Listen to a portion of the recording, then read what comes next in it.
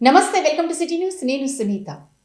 ఈ నెల 16వ తేదీ జరిగే ప్రధానమంత్రి బహిరంగ సభకు అన్ని వర్గాల ప్రజలు అధిక సంఖ్యలో హాజరై విజయవంతం చేయాలని రాజ్యసభ మాజీ సభ్యులు టీజీ వెంకటేష్ పిలుపునిచ్చారు. ఈ మేరకు నగరంలో జరిగిన విలేకరుల సమావేశంలో ఆయన మాట్లాడారు. నగరంలో జరిగిన విలేకరుల సమావేశంలో బీజేపీ నేత, రాజ్యసభ మాజీ సభ్యులు టీజీ వెంకటేష్ మాట్లాడుతూ, ఈ నెల 16వ తేదీ ఉమ్మడి కర్నూలు జిల్లాలో జరిగే ప్రధానమంత్రి నరేంద్ర మోదీ పర్యటనను అన్ని వర్గాల ప్రజలు హాజరై విజయవంతం చేయాలని కోరారు. దేశ ప్రధాని నరేంద్ర మోదీ చేస్తున్న కార్యక్రమాలకు ప్రజల నుంచి విశేష స్పందన లభిస్తోందని తెలిపారు. ఎవరైనా మంచి పని చేస్తే ఆ విషయాన్ని వారికి తెలియచేస్తే వారు మరిన్ని మంచి పనులు చేసేందుకు ముందుకు వెళ్తారని తెలిపారు. దేశంలోనే గతంలో ఎన్నడూ లేని విధంగా వన్ కంట్రీ వన్ ట్యాక్స్ అనే పద్ధతిలో అన్ని రాష్ట్రాలతో మాట్లాడి ప్రధానమంత్రి నరేంద్ర మోదీ జీఎస్టీ సంస్కరణలు తీసుకువచ్చారని తెలిపారు.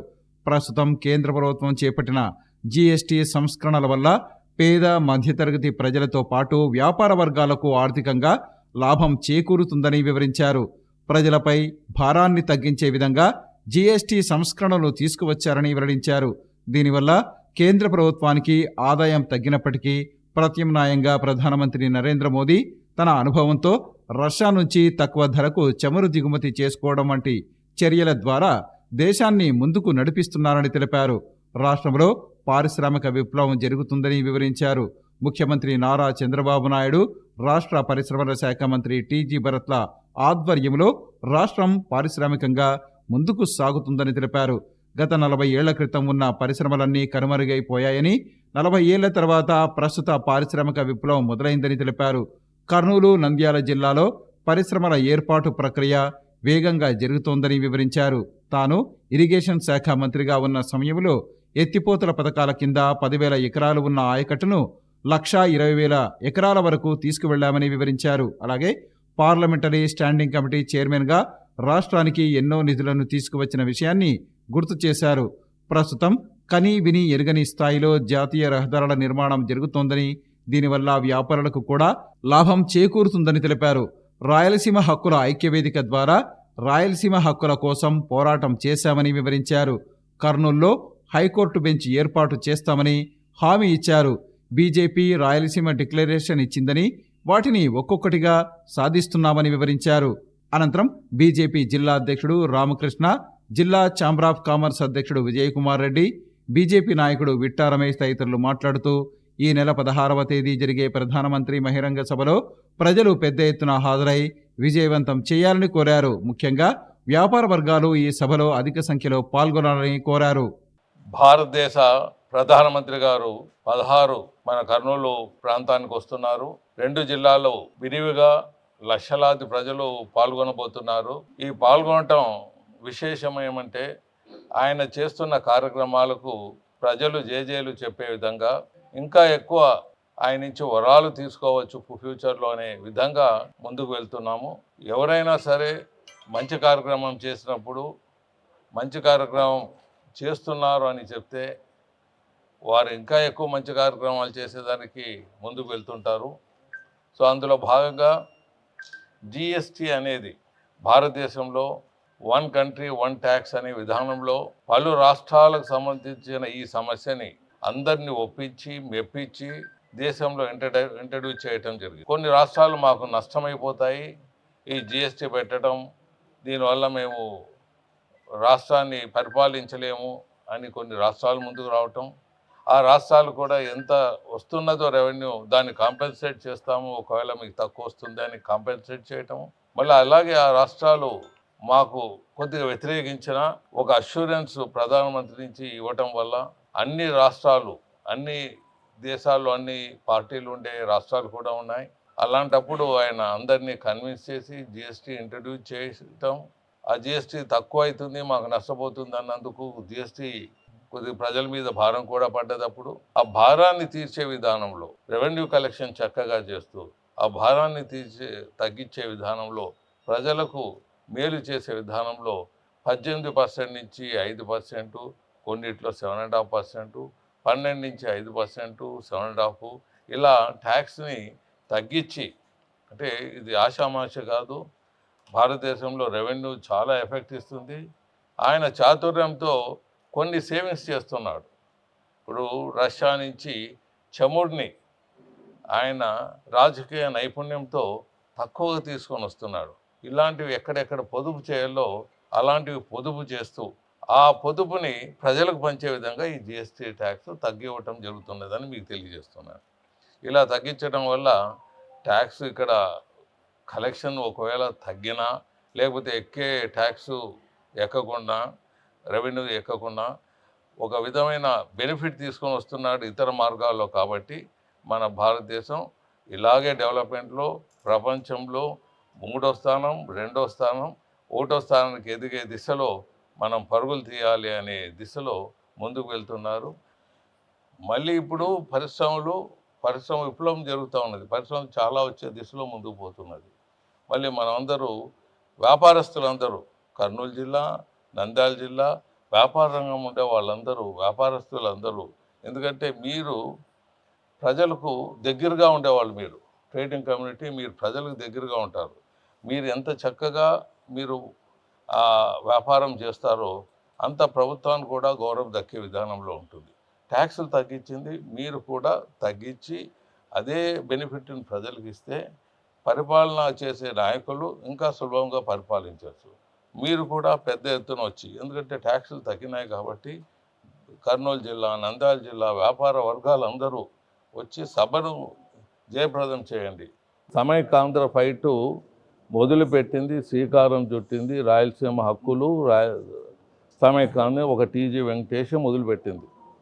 కేసీఆర్ ఎప్పుడు టీఆర్ఎస్ పెట్టి అనౌన్స్ చేస్తాడు, ఇమీడియట్గా నేను రాయలసీమ హక్కులు సమైకాంధ్రాన్ని మొదలుపెట్టాను. చాలామంది నాయకుల్ని తెర మీదకి తీసుకొని వచ్చాను. చాలామందికి తెలియకపోవచ్చు, చాలామంది తీసుకొని వచ్చాం. చాలా ఫైట్ ఇచ్చాం. హైదరాబాద్లో ఫైట్ పెడితే మా మీద వార్ మాదిరిగా డిక్లేర్ చేసి ముందుకు వచ్చారు మమ్మల్ని అంతా కొట్టేదానికి. మా వాళ్ళు రెడీ అయి ఉంటాం కాబట్టి తిరగబడి సేఫ్ గార్డ్ చేసుకుని వాళ్ళని కొట్టి పంపించాం. బ్లడ్ షెడ్ అయింది. ఇది చరిత్రలో తెలియని విషయాలు చాలా ఉంటాయి మీకు. అక్కడ విగ్రహాలు పగులు కొడుతుంటే ఆడ నేను ఇంకో మిత్రుడు కలిసి అక్కడ పోయి నిలబడినాం. మా ఫేస్ సేవింగ్తో చాలామంది వెనక్కి వెళ్ళిపోయారు. అప్పుడే రాయలసీమకు సంబంధించిన రాయల విగ్రహాన్ని పగులు కొట్టకుండా చూసుకున్నాము. మిగతా విగ్రహాలు కూడా పగులు కొట్టకుండా చూసాం. వేలాది మంది ఉండి ఉద్రేకంగా ఉన్నప్పుడు ఏమాత్రం పొరపాటైనా మా ఎముకలు తునకలు చేసే సందర్భాలు ఉంటాయి. అవి అలాంటిది ఒక గౌరవప్రదంగా వాళ్ళకి నమస్కరించి వాళ్ళని రిక్వెస్ట్ చేసి ఆ ఉద్యమం అక్కడ నిలిపేసి విగ్రహాలు పగులు కొట్టకుండా ముందుకు పోవటం జరిగింది. ఇలాంటి సంఘటనలు చాలా వచ్చాయి. ఎంతో పోరాటంలో మీకు సబ్జెక్ట్ ఎందుకు చెప్తామంటే ప్రజల్లో డిఫరెంట్ ఇదిగా ఉంటాయి. ఆ పోరాటంలో డివిజన్కి ముందుకు పోతా ఉందని మాకు తెలుసు. అక్కడ ఏమన్నా మనం కోరికలు కోరినామంటే డివిజన్ అయితే మాకేమి రాదు, మాకు ఇవి కావాలని మనం కోరితే వీడు సపరేట్ అడుగుతున్నాడు అంటారు. మా ఇబ్బందులు బ్రహ్మదేవునికే తెలియాలి. అప్పుడు మేము ఏం అడగలేమో అక్కడ సపరేట్ అనేదానికి ముందుకు వెళ్ళిపోతా ఉంది సోనియా గాంధమ్మ. వాటికి స్పెషల్ స్టేటస్ లేకపోతే మిగతా డిమాండ్లో మిగతావేవో కొన్ని డిమాండ్లు తెర మీదకి వచ్చేటట్లా పార్లమెంట్లో త్రూ వెంకయ్యనాయుడుజీ, అప్పుడు అపోజిషన్లో ఉండేవాళ్ళు వెంకయ్యనాయుడుజీ, through Telugu Desam party, through other regional పార్టీస్తో వాళ్ళతో అక్కడ డిమాండ్ చేయించాను నేను. ఒక టీజీ వెంకటేషే దానికి ముందుకు తీసుకుపోయింది. డిమాండ్లు అంతా తీసుకొని వచ్చి శ్రీకృష్ణ కమిటీకి ఇంత బుక్ చేసి రాష్ట్రంలో అన్నిటికన్నా వెనుకబడిన ప్రాంతం రాయలసీమ, తెలంగాణ కాదు. వాళ్ళు అడుగుతున్నారు వెనకబడ్డాము, మాకు సపరేట్ స్టేట్ కావాలని. మేము అడగటం లేదు వెనుకబడినా, మాకు హక్కులు ఇవ్వండి అని అడుగుతున్నామని శ్రీకృష్ణ కమిటీకి బుక్ తయారు చేసి విత్ టోటల్ క్యాలిక్యులేషన్ చూపించి సక్సెస్ఫుల్గా వాళ్ళు ఒప్పించగలిగాము. ఆ ఖడ్గం ఇచ్చిన ప్రాంతంలోనే మేము శివాజీ మెమోరియల్ కట్టించాం. వివేకా కేంద్ర విద్యాలయం మాదిగా ట్రైబల్కు అక్కడ నేను అధ్యక్షునిగా ఉన్నాను.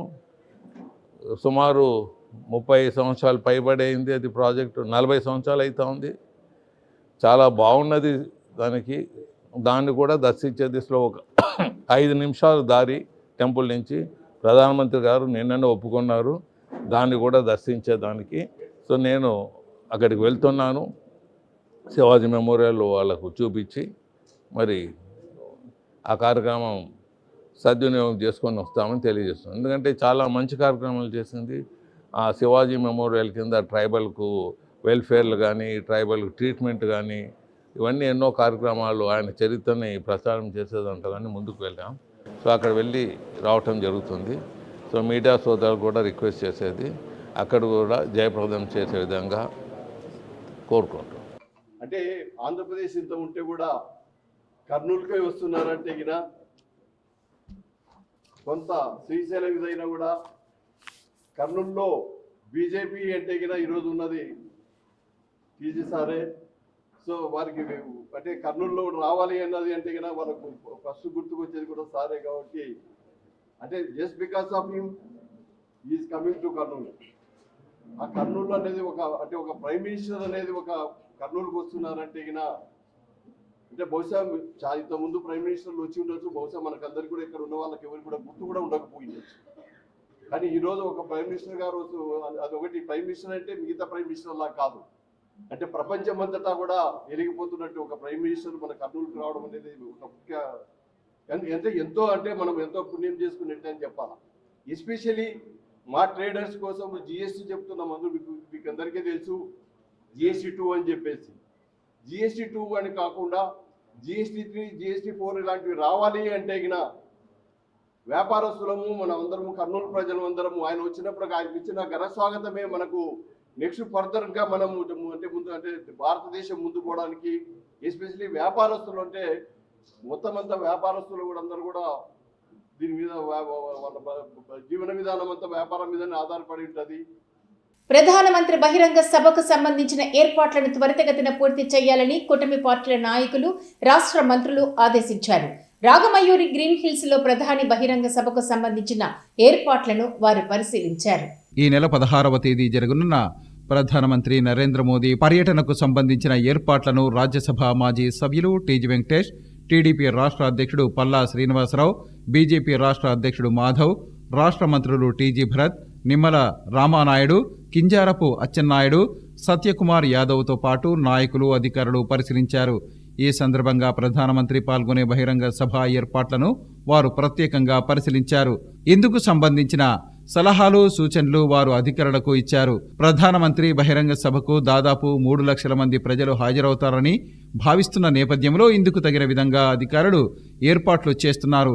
ఈ ఏర్పాటును రాష్ట్ర మంత్రులు, ప్రజా ప్రతినిధులు ప్రతిరోజు దగ్గర నుండి మరీ పర్యవేక్షిస్తూ పనులను వేగవంతం చేస్తున్నారు. ప్రధాని బహిరంగ సభకు సంబంధించిన ఏర్పాట్లు దాదాపు పూర్తి కావస్తున్నాయి. ప్రధాని బహిరంగ సభను విజయవంతం చేసే దిశగా రాష్ట్ర మంత్రులు, కూటమి పార్టీల నాయకులు కృషి చేస్తున్నారు. ఈ నెల 16వ తేదీ జరిగే ప్రధానమంత్రి బహిరంగ సభకు కర్నూలు అసెంబ్లీ నియోజకవర్గాల నుంచి ప్రజలను అధిక సంఖ్యలో తరలించేందుకు నాయకులు, కార్యకర్తలు మరింత సమన్వయంతో పని చేయాలని రాష్ట్ర మంత్రి టీజీ భరత్, మాజీ మంత్రి దేవినేని ఉమా మహేశ్వరరావు సూచించారు. ఈ మేరకు నగరంలోని రాష్ట్ర మంత్రి టీజీ భరత్ కార్యాలయంలో వారు కర్నూలు అసెంబ్లీ ముఖ్య నాయకులతో సమావేశం నిర్వహించారు. ప్రధానమంత్రి నరేంద్ర మోదీ పర్యటన నేపథ్యంలో కర్నూలు అసెంబ్లీ తెలుగుదేశం పార్టీ ముఖ్య నాయకులతో రాష్ట్ర మంత్రి టీజీ భరత్, మాజీ మంత్రి దేవినేని ఉమామహేశ్వరరావు సమావేశం నిర్వహించారు. ఈ సందర్భంగా రాష్ట్ర మంత్రి టీజీ భరత్, మాజీ మంత్రి దేవినేని ఉమామహేశ్వరరావు మాట్లాడుతూ ఈ నెల 16వ తేదీ జరగనున్న ప్రధానమంత్రి నరేంద్ర మోదీ పర్యటనను కర్నూలు అసెంబ్లీ నియోజకవర్గం నుంచి ప్రజలు అధిక సంఖ్యలో పాల్గొని విజయవంతం చేయాలని కోరారు. ప్రధానమంత్రి పర్యటన రాష్ట్రంతో పాటు కర్నూలు జిల్లాకు ఎంతో ఉపయోగపడుతుందని అభిప్రాయపడ్డారు. దేశంలోనే మొదటిసారిగా ప్రధాని నరేంద్ర మోదీ జీఎస్టీ సంస్కరణలపై ఉమ్మడి కర్నూలు జిల్లాలో నిర్వహిస్తున్న బహిరంగ సభలో పాల్గొనడం జరుగుతోందన్నారు. బహిరంగ సభకు ప్రజలను అధిక సంఖ్యలో తరలించేందుకు ప్రతి ఒక్కరూ శక్తివంచన లేకుండా కృషి చేయాలని సూచించారు. కర్నూలు నగరంలో ఆధునిక హంగులతో సెలూన్ ఏర్పాటు చేయడం అభినందనీయమని రాష్ట్ర మంత్రి టీజీ భరత్ పేర్కొన్నారు. నగరంలోని గాంధీనగర్లో ఏర్పాటు చేసిన చీప్ అండ్ బెస్ట్ సెలూన్ను ఆయన ప్రారంభించారు. గాంధీనగర్లో అత్యాధునిక హంగులతో నూతనంగా ఏర్పాటు చేసిన చీప్ అండ్ బెస్ట్ సెలూన్ను రాష్ట్ర మంత్రి టీజీ భరత్ ముఖ్య అతిథిగా హాజరై ప్రారంభించారు. ఈ సందర్భంగా సెలూన్లో జరిగిన జ్యోతి ప్రజ్వలన కార్యక్రమంలో ఆయన పాల్గొన్నారు. ఈ సందర్భంగా తమ సెలూన్లో ఉన్న ప్రత్యేకతలను నిర్వాహకులు రాష్ట్ర మంత్రి టీజీ భరత్కు వివరించారు. కార్పొరేట్ నగరాల స్థాయిలో అత్యధిక హంగులతో అందరికీ అందుబాటు ధరల్లో ఈ సెలూన్ను ఏర్పాటు చేశామని వివరించారు. ఈ సందర్భంగా సెలూన్ నిర్వాహకులకు రాష్ట్ర మంత్రి టీజీ భరత్ శుభాకాంక్షలు తెలిపారు. తాను పార్లమెంటు సభ్యురాలుగా ఉన్న కాలంలోనే బేడ బుడగజంగం సామాజిక వర్గ ప్రజలకు ఎస్సీ సర్టిఫికేట్లు వచ్చేలా కృషి చేస్తానని నంద్యాల పార్లమెంటు సభ్యురాలు డాక్టర్ బైరెడ్డి శబరి తెలియజేశారు. కల్లూరులోని బేడ బుడగజంగం వాసుల కాలనీని ఆమె సందర్శించి వారి సమస్యలను అడిగి తెలుసుకున్నారు.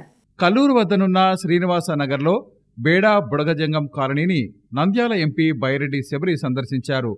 బేడా బుడగజంగం కులస్తుల సమస్యలను తెలుసుకునేందుకు ఆమె స్వయంగా వారి ఇళ్ల వద్దకు వెళ్లి వారి పరిస్థితులు తెలుసుకున్నారు. ఈ సందర్భంగా బేడా బుడగజంగం సామాజిక వర్గ ప్రజల జీవన విధానం, స్థితిగతులను అడిగి తెలుసుకున్నారు. ఈ సందర్భంగా నంద్యాల పార్లమెంటు సభ్యురాలు డాక్టర్ బైరెడ్డి శబరి మాట్లాడుతూ బుడగజంగం కులస్తులకు గతంలో ఎస్సీ సర్టిఫికేట్లు ఉండేవని, అవి రద్దు అయినప్పటి నుంచి వీరు అన్ని విధాలా నష్టపోతున్నారని తెలిపారు. ఈ సామాజిక వర్గంలో చక్కగా చదువుకునేవారు ఉన్నారని, అయితే ఎస్సీ సర్టిఫికేటు లేకపోవటం వల్ల వారు అన్ని విధాలా నష్టపోతున్నారని తెలిపారు. తాను ఎంపీ పదవిలో ఉన్న సమయంలోనే వీరికి ఎస్సీ సర్టిఫికేట్లు ఇప్పిస్తానని ఆమె హామీ ఇచ్చారు.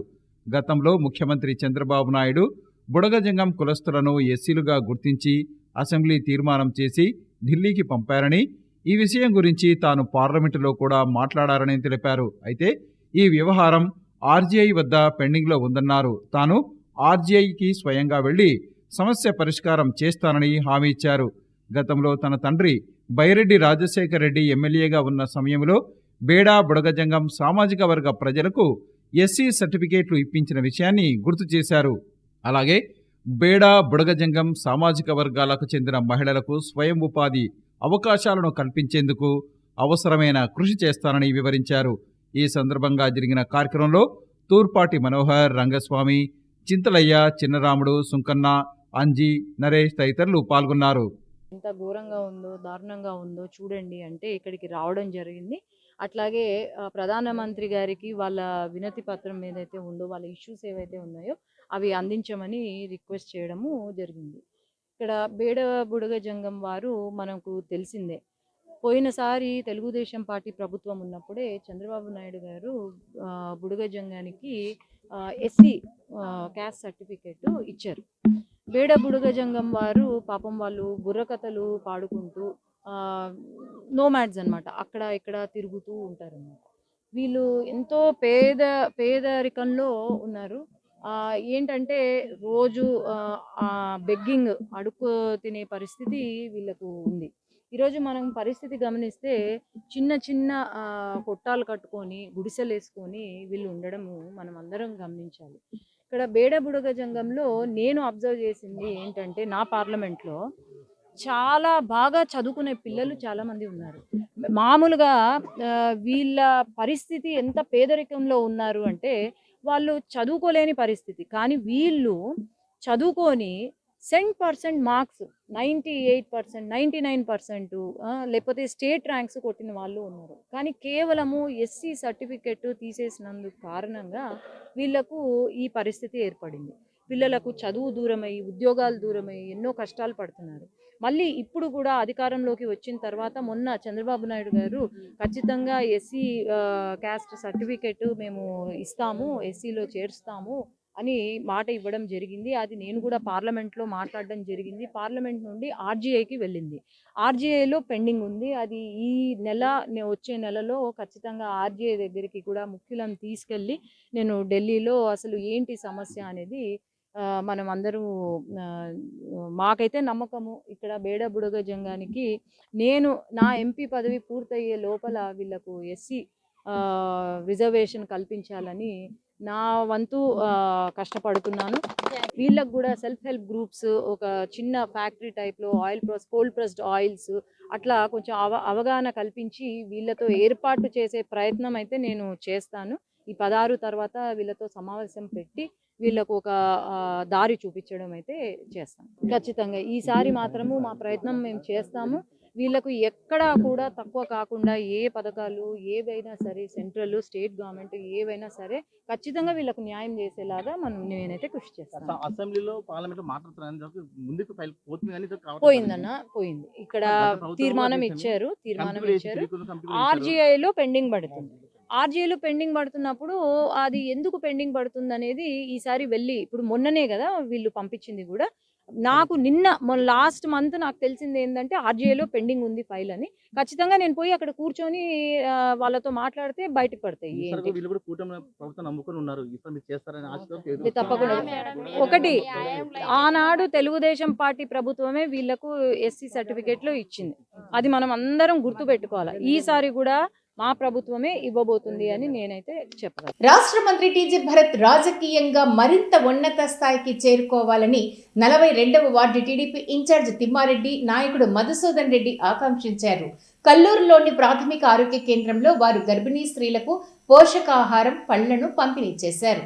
కల్లూరు ప్రాథమిక ఆరోగ్య కేంద్రంలో ప్రతి నెల 9వ తేదీ వైద్య పరీక్షల నిమిత్తం వచ్చే గర్భిణీ స్త్రీలకు 42వ ward Telugu Desam party incharge Thimma Reddy, party నాయకుడు మధుసూదన్ రెడ్డిల ఆధ్వర్యంలో పోషకాహారం పండ్లు పంపిణీ చేస్తున్నారు. ఇందులో భాగంగా కల్లూరు ప్రాథమిక ఆరోగ్య కేంద్రంలో వైద్య పరీక్ష నిమిత్తం వచ్చిన గర్భిణీ స్త్రీలకు ఆహారాన్ని పండ్లను పంపిణీ చేశారు. ఈ సందర్భంగా జరిగిన కార్యక్రమంలో ప్రాథమిక ఆరోగ్య కేంద్రం వైద్యాధికారి డాక్టర్ మోతిలాల్ నాయక్ తదితరులు పాల్గొన్నారు. ఈ సందర్భంగా టీడీపీ నాయకులు తిమ్మారెడ్డి, మధుసూదన్ రెడ్డి మాట్లాడుతూ కర్నూలు ఎమ్మెల్యేగా రాష్ట్ర మంత్రి టీజీ భరత్ విజయం సాధించిన నేపథ్యంలో కల్లూరు ప్రాథమిక ఆరోగ్య కేంద్రంలో ప్రతి నెల 9వ తేదీ గర్భిణీ స్త్రీలకు పోషకాహారాన్ని పండ్లను పంపిణీ చేస్తున్నామని తెలిపారు. ఈ కార్యక్రమాన్ని నిరంతరం కొనసాగిస్తామని వారు వెల్లడించారు. రాష్ట్ర మంత్రి టీజీ భరత్ రాజకీయంగా మరింత ఉన్నత స్థాయికి చేరుకోవాలని వారు ఆకాంక్షించారు. రాష్ట్ర స్థాయి కరాటే పోటీలకు వెళ్తున్న తమ కళాశాల విద్యార్థులు విజయంతో తిరిగి రావాలని సెయింట్ జోసెఫ్ జూనియర్ కళాశాల ప్రిన్సిపల్ ఆకాంక్షించారు. ఈ సందర్భంగా రాష్ట్ర స్థాయి పోటీలకు వెళ్తున్న విద్యార్థులను ఆమె అభినందించారు. స్కూల్ గేమ్స్లో సెయింట్ జోసెఫ్స్ జూనియర్ కళాశాల నుంచి జిల్లా స్థాయి పోటీలలో పాల్గొని రాష్ట్ర స్థాయిలో పోటీలలో పాల్గొనడానికి వెళ్తున్నందుకు నాకు చాలా ఆనందంగా ఉంది. మా విద్యార్థులందరికీ మా హృదయపూర్వక అభినందనలు తెలియపరుస్తున్నాను. అలాగే మా పిల్లలందరికీ కోచింగ్ ఇచ్చినటువంటి షబీర్ హుసేన్ గారికి మా అందరి తరఫున ప్రత్యేక ధన్యవాదాలు. రాష్ట్ర స్థాయి పోటీల్లో కూడా మా విద్యార్థులు అనేక పథకాలు గెలుచుకొని అటు కాలేజీకు మరి వారి చదివించి పెద్ద చేసినటువంటి తల్లిదండ్రులకు మరి శిక్షణ ఇచ్చినటువంటి షబీర్ హుసేన్ గారికి కూడా మంచి పేరు ప్రఖ్యాతులు తీసుకొని రావాలని దేవుని యొక్క ఆశీర్వాదాలు కోరుచు నేను అభిలషిస్తున్నాను. ఇవి ఇవాల్టి సిటీ న్యూస్ అప్డేట్స్. రేపు ఇదే సమయానికి ఇక్కడ ఇలాగే కలుద్దాం. Until then keep watching city news.